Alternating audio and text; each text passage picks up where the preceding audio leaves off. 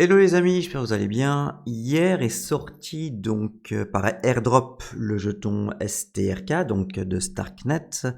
Et je me suis dit, c'est la bonne occasion de vous expliquer un petit peu ce que c'est et si ça vaut la peine d'en acheter. Enfin, je veux dire, si le projet en vaut la peine d'en acheter. Voilà, on démarre tout de suite.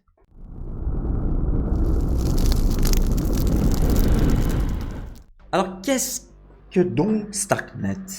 Donc c'est en fait une solution de mise à l'échelle de couche 2 conçue pour améliorer l'évolutivité et la confidentialité des réseaux blockchain. En tirant parti des Zero Knowledge Rollup, donc les ZK Rollup, cette blockchain permet le traitement de milliers de transactions hors chaîne avant de les regrouper en une seule transaction sur le réseau principal Ethereum. Cela réduit évidemment considérablement les frais de gaz et la congestion du réseau, généralement associés à des volumes de transactions super élevés sur Ethereum, ce qui rend les applications blockchain évidemment plus efficaces et accessibles à un public plus large. C'était en gros la définition d'une blockchain de couche 2. Mais attention, Starknet n'est pas un ZK EVM, donc c'est pas compatible avec Ethereum. Ça signifie que ces contrats intelligents doivent être écrits dans leur propre langage de programmation qu'ils ont appelé Kaero. Oui, Care, dans sa langue originale j'imagine, ou en anglais. Donc Kaero est un langage incroyablement puissant, optimisé pour les rollups ZK. Alors de plus, les calculs sont nettement moins chers. Cela crée des possibilités entièrement nouvelles qui n'étaient évidemment pas possibles auparavant sur les blockchains. Voilà pourquoi vous en avez beaucoup entendu parler. Les développeurs doivent donc apprendre un nouveau langage et ça pourrait être théoriquement une barrière à l'entrée. Mais heureusement, les contrats intelligents écrits pour Ethereum peuvent être convertis en Kaero à l'aide d'un transpiler comme le WAP de Nethermind. Alors je vais évidemment pas rentrer dans les détails parce que c'est un peu compliqué et puis de toute façon vous n'en apprendrez pas plus. Voilà. Alors la technologie de Starknet. Donc l'une des technologies de base de Starknet, donc c'est le Stark, en anglais Scalable Transparent Argument of Knowledge. C'est un type de preuve cryptographique qui permet en fait de vérifier les transactions sans révéler les données de transactions sous-jacentes. L'objectif, évidemment, c'est d'assurer un haut degré de confidentialité et de sécurité pour les utilisateurs. Les preuves Stark sont conçues pour optimiser la résistance quantique et la capacité à compresser efficacement les données de transactions afin d'améliorer leur évolutivité et de pérenniser le réseau face aux avancées potentielles de l'informatique quantique. Alors comment ça marche? Je vous ai mis en fait un petit schéma à l'écran. Ce qu'on peut retenir de tout ça finalement, c'est que Starknet a deux composants principaux, qui est le séquenceur et le prover. Alors, le séquenceur permet d'organiser toutes les transactions avant qu'elles ne soient traitées.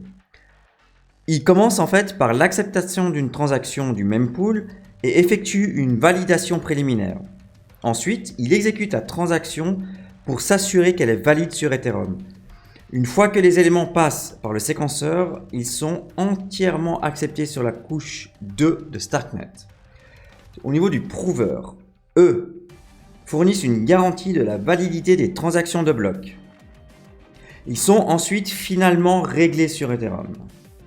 Ce système s'appuie sur une fonction mathématique qui est plus connue en fait sous le nom de vérification polylogarithmique. Il est à la fois sécurisé et compact, ce qui permet en fait à Starknet de traiter rapidement les transactions vitales sans sacrifier à la sécurité. Alors finalement, comment fonctionne Starknet? Donc cette blockchain fonctionne comme un réseau de ZK Rollup décentralisé permettant en fait aux développeurs de déployer des contrats intelligents capables d'exécuter des calculs complexes hors chaîne tout en garantissant l'intégralité et la sécurité des données lorsque ces dernières sont réconciliées avec le réseau principal Ethereum. Cet environnement prend en charge la création d'applications décentralisées qui peuvent évoluer efficacement tout en bénéficiant du modèle de sécurité très robuste d'Ethereum. En conséquence, Starknet est configuré pour prendre en charge un large éventail d'applications, de protocoles de finance décentralisés et des places de marché de NFT.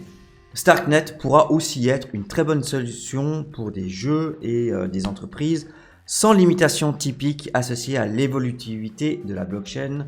Et là, on parle de ce fameux trilemme de la blockchain. Bien que Starknet soit principalement un système compatible avec Ethereum, les contributions futures peuvent inclure la compatibilité avec d'autres chaînes lorsqu'elle se développera dans le futur. Alors, on va voir maintenant la tokenomique du jeton STRK. Donc, l'allocation maximale, c'est de 700 millions de tokens. Donc, on peut voir le breakdown ici. Donc, pour les investisseurs, ils ont bloqué 17%. Pour les corps contributeurs, 32%. Donc, si on, en fait, théoriquement, si on prend ces deux, c'est vrai qu'il y a beaucoup qui sont donnés en fait aux investisseurs et pas forcément beaucoup pour la communauté qui a 18%. Voilà, donc finalement c'est un petit peu aussi une des raisons pourquoi c'est un peu décrié, c'est que c'est vrai que je trouve que ils auraient pu penser plus à la communauté et allouer une plus grande portion à la communauté, parce que finalement c'est elle qui fait aussi le succès et surtout, je dirais même surtout le succès du projet. Et quelle fonction aura en fait le jeton STRK? Donc c'est assez usuel, donc il sera utilisé comme option de paiement pour les frais de transaction sur le réseau de Starknet. Donc cette fonctionnalité permet aux utilisateurs de choisir en fait entre payer en STRK ou en ETH. Ça offre un petit peu de flexibilité, ça réduit potentiellement les coûts des interactions de réseau. Bon, ça, je pense que vous êtes au courant. La détention de STRK accorde aux utilisateurs le droit de participer aux décisions, évidemment, de la gouvernance. Cela comprend des votes sur diverses questions ça comprend tous les votes sur diverses questions qui façonnent en fait le développement, la politique et l'orientation future du réseau. STRK, c'est aussi utilisé dans le cadre d'un modèle de preuve d'enjeu, donc Proof of Stake, qui sous-tend en fait la sécurité et la décentralisation du réseau. En stakant vos STRK, donc vous pouvez soutenir le fonctionnement du réseau, contribuer à sa sécurité et en retour évidemment recevoir des récompenses de staking. Ce mécanisme donc de staking est conçu pour sélectionner parmi un réseau décentralisé de séquenceurs, garantissant évidemment que Starknet reste sécurisé, efficace et résistant à la centralisation. On peut encore regarder CoinMarketCap, bien que le jeton est sorti qu'hier, mais juste pour vous dire donc qu'il y a 728 millions de jetons en circulation, donc il n'y a que 7,28% d'émis, donc tout le reste est encore à émettre, donc évidemment c'est beaucoup, mais ce que surtout je voulais vous montrer et qu'est-ce qui a fait un petit peu, on va dire, grincer les dents les investisseurs, et je suis d'accord avec eux. Donc si on va voir un peu les unlocks, donc quand vont en fait sortir les nouveaux tokens et à quelle fréquence, on peut voir déjà ici le 15 avril, donc ils vont déjà unlock, donc libérer 1,31 milliard de jetons STRK, Starknet, excusez-moi. Ça fait au prix actuel, donc 1,95$, ça fait à peu près 2,2 milliards et demi en dollars qui vont déferler. Donc pour moi c'est énorme. C'est pour les investisseurs, je trouve que ça ne se fait pas. Je trouve que là normalement vraiment ce qui se fait habituellement, on bloque les investisseurs pendant 1 an.